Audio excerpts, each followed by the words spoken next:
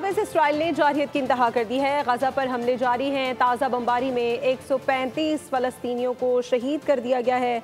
आपको इसी हवाले से बताएं कि शोधा में इमदाद के मुंतज़िर 90 अफराद भी शामिल हैं। भूख की शिद्दत से मजीद 5 अफराद शहीद हो गए हैं और ग़िज़ाई क़िल्लत से शोहदा की तादाद 96 बच्चों समेत 193 तक जा पहुँची है।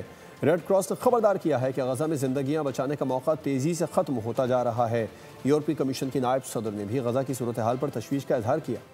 भूख से तड़पते फलस्तीनियों की जिंदगियां मुश्किलात से दो चार। सहूनी हुकूमत ने गजा को कैद खाने में तब्दील कर दिया। काबिज फौजियों ने इमदादी ट्रकों को भी न छोड़ा।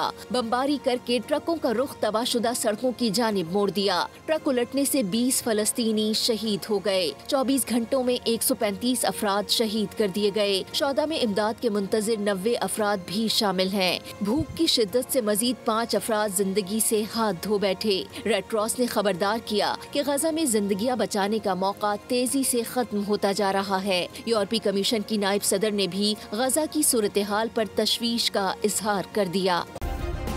सब्सक्राइब करें और बेल दबाएं ताकि कोई खबर रह न जाए।